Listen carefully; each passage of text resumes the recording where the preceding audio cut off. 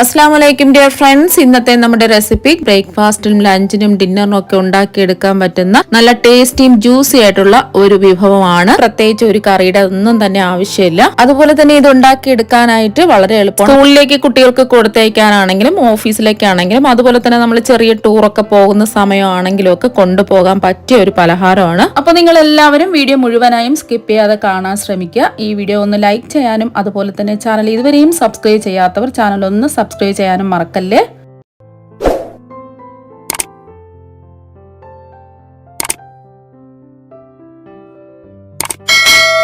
ഇതിനു വേണ്ടിയിട്ട് ഞാനിവിടെ ഈർപ്പമൊന്നുമില്ലാത്ത മിക്സിയുടെ ഏറ്റവും ചെറിയ ജാർ എടുത്തിട്ടുണ്ട്. ഇഞ്ചി വെളുത്തുള്ളിയൊക്കെ ചതയ്ക്കുന്ന ജാർ ഉണ്ടല്ലോ, അത് വേണം എടുക്കാൻ വേണ്ടിയിട്ട്. ഇനി ജാറിന്റെ ഉള്ളിൽ 1/2 ടീസ്പൂൺ ഓയിൽ ഒഴിച്ചു കൊടുക്കാം. ഏത് ഓയിൽ വേണമെങ്കിലും ഒഴിച്ചു കൊടുക്കാം. ഞാനിപ്പോൾ വെളിച്ചെണ്ണയാണ് ഒഴിച്ചു കൊടുക്കുന്നത്. ഇനി ജാറിന്റെ ഉള്ളിൽ എല്ലാ ഭാഗത്തും എണ്ണ ഒന്ന് ബ്രഷ് ചെയ്ത് കൊടുക്കാം. ഇനി ഇതിലേക്ക് 250 ml കപ്പിന് 1 കപ്പ് ഗോതമ്പ് പൊടി ഇട്ട് കൊടുക്കാം.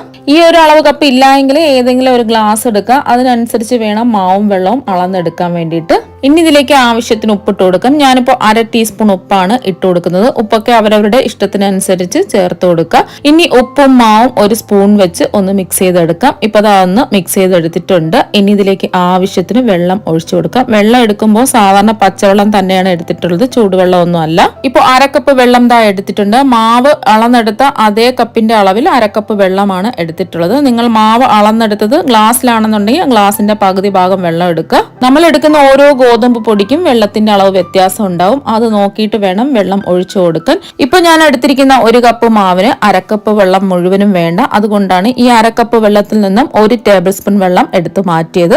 അതുകൊണ്ട് നിങ്ങൾ മാവിലേക്ക് വെള്ളം ഒഴിച്ചു കൊടുക്കുമ്പോൾ മുഴുവനായിട്ടും വെള്ളം മാവിലേക്ക് ഒഴിച്ചു കൊടുക്കാതെ ആദ്യം 1/4 കപ്പ് വെള്ളം ഒഴിച്ച് ഒരു 10 സെക്കൻഡ് ഒന്ന് അടിച്ചതിന് ശേഷം വീണ്ടും വെള്ളം നോക്കിയിട്ട് വേണമെന്നുണ്ടെങ്കിൽ ഒഴിച്ചു കൊടുത്ത് വീണ്ടും ഒരു 10 സെക്കൻഡും കൂടെ അടിച്ചെടുത്താൽ മതിയാകും. ഇനി ഈ മാവ് ഒരേ സ്പീഡിലിട്ട് 20 സെക്കൻഡ് അടിച്ചെടുക്കാം. മാവ് ജാറിന്റെ ഉള്ളിലിടുമ്പോൾ പ്രത്യേകം ശ്രദ്ധിക്കുക. ജാറിന്റെ പകുതി ഭാഗം മാത്രമേ മാവ് ഇട്ട് കൊടുക്കാൻ പാടുള്ളൂ. എന്നാൽ മാത്രമേ നമുക്ക് കറക്റ്റ് ആയിട്ട് നമ്മൾ കൈകൊണ്ട് കുഴച്ചെടുത്തതുപോലെ മാവ് അടിച്ചെടുക്കാൻ പറ്റുള്ളൂ. ഇപ്പൊ മാവ് അടിച്ചെടുത്തിട്ടുണ്ട്. കണ്ടോ, ജാറിലൊന്നും ഒട്ടിപ്പിടിക്കാതെ കയ്യിലൊന്നും ഒട്ടിപ്പിടിക്കാതെ നല്ല നമ്മൾ കൈ കൊണ്ട് കുഴച്ചെടുത്തതുപോലെ നല്ല സോഫ്റ്റ് ആയിട്ട് കിട്ടിയിട്ടുണ്ട്.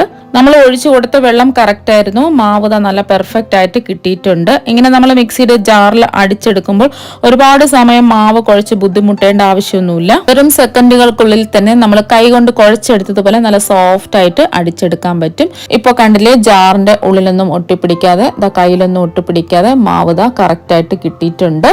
ഇപ്പൊ ഞാൻ 2 ബാച്ചായിട്ടാണ് അടിച്ചെടുക്കുന്നത്. വീണ്ടും മിക്സിയുടെ ജാറിലേക്ക് 1/2 ടീസ്പൂൺ ഓയിൽ ഒഴിച്ച് ഒന്ന് ബ്രഷ് ചെയ്ത് കൊടുക്കും. ഇനി വീണ്ടും 1 കപ്പ് ഗോതമ്പ് പൊടിയും 1/2 ടീസ്പൂൺ ഉപ്പിട്ട് ഒന്ന് മിക്സ് ചെയ്തതിന് ശേഷം 1/2 കപ്പ് വെള്ളത്തിൽ നിന്നും 1 ടേബിൾ സ്പൂൺ വെള്ളം മാറ്റിയതിനു ശേഷം 20 സെക്കൻഡ് ഒരേ സ്പീഡിലിട്ട് അടിച്ചെടുക്കാം. ഇനി അടിച്ചെടുത്ത മാവ് ജാറിൽ നിന്നും എടുക്കാം. നല്ല സോഫ്റ്റ് ആയിട്ട് പെർഫെക്റ്റ് ആയിട്ട് കൈകൊണ്ട് കുഴച്ചെടുത്തതുപോലെ കിട്ടിയിട്ടുണ്ട്.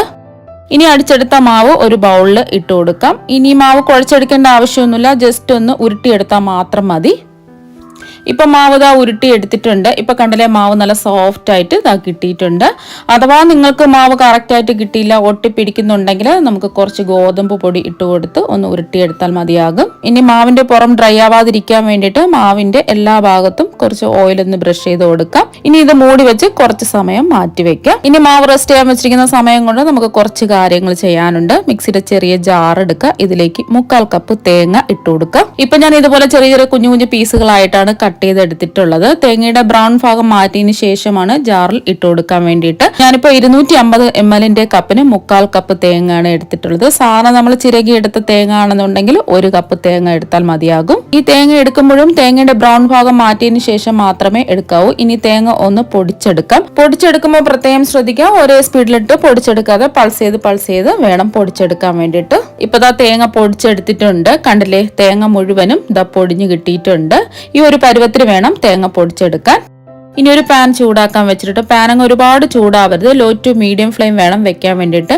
ഇനി പൊടിച്ചെടുത്ത തേങ്ങ ഈ പാനിലേക്ക് ഇട്ട് കൊടുക്കാം. തേങ്ങയുടെ നിറം മാറാത്ത രീതിയിൽ വറുത്തെടുക്കാം. തേങ്ങയുടെ വെള്ളത്തിന്റെ അംശം ഒന്ന് പോയി കിട്ടിയാൽ മാത്രം മതി. ഇപ്പൊ ഒരു 2 മിനിറ്റ് ആയിട്ടുണ്ട്. തേങ്ങയുടെ വെള്ളത്തിന്റെ അംശമൊക്കെ ഇതാ മാറി തേങ്ങ നല്ല ഡ്രൈ ആയി കിട്ടിയിട്ടുണ്ട്. ഇനി വറുത്തെടുത്ത തേങ്ങ ഈ പാനിലേക്ക് വെച്ചിരിക്കുന്നത്. പാൻ ചൂടായതുകൊണ്ട് തേങ്ങയുടെ കളർ മാറും. അതുകൊണ്ട് ചൂട് മാറാൻ വേണ്ടി ഒരു പാത്രത്തിലേക്ക് മാറ്റാം. ഇനി അതേ പാനിൽ തന്നെ 250 ml കപ്പിന് 1/4 കപ്പ് കപ്പലണ്ടി അല്ലെങ്കിൽ നിലക്കടല രണ്ടും ഒന്ന് തന്നെയാണ് ഈ പാനിലേക്ക് ഇട്ട് കൊടുക്കുക. ഇനി നിലക്കടല ലോ ടു മീഡിയം ഫ്ലെയിമിൽ വെച്ചിട്ട് വറുത്തെടുക്കാം. റോസ്റ്റ് ചെയ്തതോ റോസ്റ്റ് ചെയ്യാത്തതോ ഏത് നിലക്കടല വേണമെങ്കിലും എടുക്കാവുന്നതാണ്. റോസ്റ്റ് ചെയ്യാത്തതാണെന്നുണ്ടെങ്കിൽ ഒരു 4 മിനിറ്റ് എങ്കിലും വറുത്തെടുക്കണം. റോസ്റ്റ് ചെയ്ത നിലക്കടല ആണെന്നുണ്ടെങ്കിൽ ഒരു 2 മിനിറ്റ് റോസ്റ്റ് ചെയ്തെടുത്താൽ മതി. ഇപ്പൊ ഞാൻ റോസ്റ്റ് ചെയ്ത നിലക്കടലയാണ് എടുത്തിട്ടുള്ളത്. ഇപ്പൊ ഒരു 2 മിനിറ്റ് ആയിട്ടുണ്ട്. നിലക്കടല ഒരുപാട് അങ്ങ് നിറം മാറരുത്. ഇനി വറുത്തെടുത്ത നിലക്കടല ചൂട് മാറാൻ വേണ്ടി ഒരു പാത്രത്തിലേക്ക് മാറ്റാം.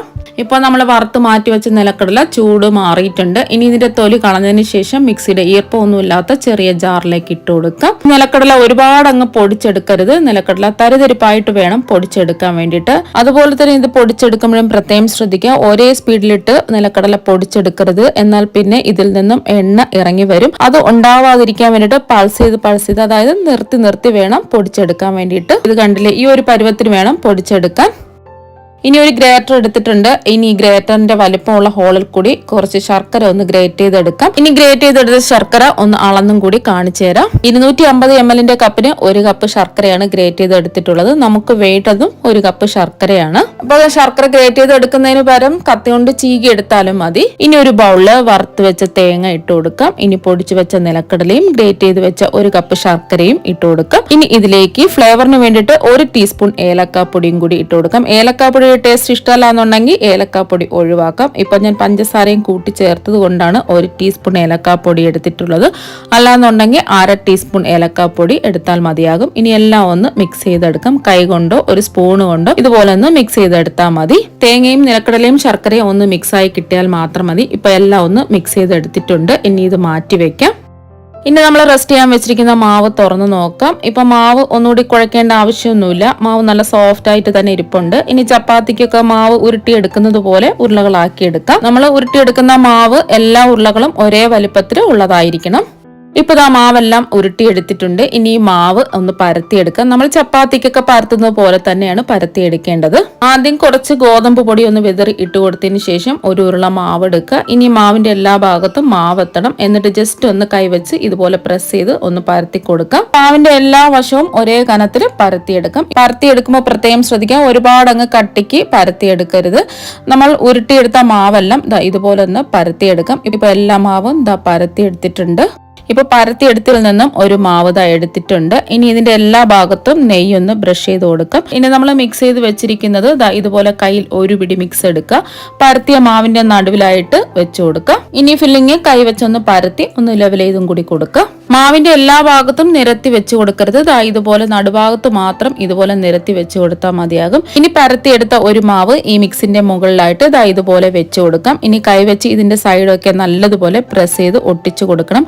നല്ലതുപോലെ മാവിന്റെ അരികൊക്കെ ഒട്ടിച്ചു കൊടുക്കാൻ പ്രത്യേകം ശ്രദ്ധിക്കുക. ഇപ്പൊ 2 രീതിയിലാണ് ഞാൻ കാണിക്കുന്നത്. ആദ്യം നമ്മൾ പരത്തിയ മാവിന്റെ നടുവിലായിട്ട് ഫില്ലിങ് വെച്ച് അതിന്റെ മുകളിലായിട്ട് മാവ് വെച്ചു കൊടുത്ത് ഒട്ടിച്ചെടുത്തിട്ടുണ്ട്. രണ്ടാമത്തെ രീതി പരത്തിയെടുത്ത മാവിന്റെ എല്ലാ ഭാഗത്തും നെയ്യ് ബ്രഷ് ചെയ്ത് കൊടുക്കുക. ഇനി ഇതിന്റെ നടുവിലായിട്ട് ഒരു പിടി ഫില്ലിങ് വെച്ച് കൊടുക്കാം. ഫില്ലിങ് വെച്ചതിന് ശേഷം കൈകൊണ്ട് പരത്തി ഒന്ന് ലെവൽ ചെയ്തും കൂടി കൊടുക്കാം. ഇനി ഞാൻ കാണിക്കുന്നത് പോലെ മാവിന്റെ ഒരു വശം ഇതുപോലെ മടക്കുക. ഇനി മറ്റേ വശവും മടക്കി കൊടുക്കുക. എന്നിട്ട് കൈവച്ച് എല്ലാ ഭാഗത്തും ഇതുപോലെ ഒട്ടിച്ചും കൂടി കൊടുക്കാം. നല്ല പ്രസ് ചെയ്ത് വേണം ഒട്ടിച്ചു കൊടുക്കാം. ഇനി മറ്റേ 2 വശവും കൂടി ഇതുപോലെ ഒന്ന് മടക്കി കൊടുത്ത് നല്ലതുപോലെ പ്രസ് ചെയ്ത് ഒട്ടിച്ചു കൊടുക്കുക.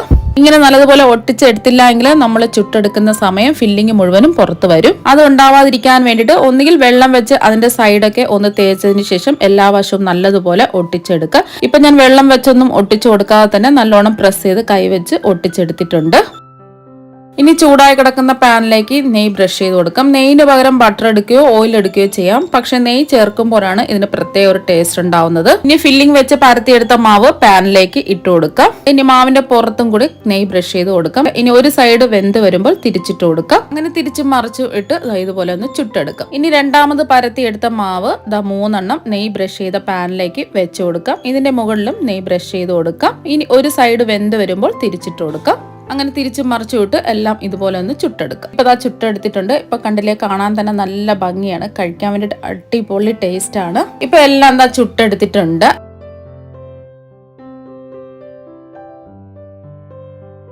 ഇനി ചുട്ടെടുത്തതിൽ നിന്നും ഒരെണ്ണം എടുത്ത് മുറിച്ചും കൂടി കാണിച്ചു തരാം. ഇപ്പൊ കണ്ടില്ലേ, ഇതാ ഒന്ന് മുറിച്ചെടുത്തിട്ടുണ്ട്. നല്ല സോഫ്റ്റ് ആയിട്ട് നല്ല ജ്യൂസി ആയിട്ട് ഇരിപ്പുണ്ട്. കാണുമ്പോൾ തന്നെ കഴിക്കാൻ തോന്നും. ഒരു പ്രത്യേക ഒരു ടേസ്റ്റ് ആണ് ഇതിനുണ്ടാവുന്നത്.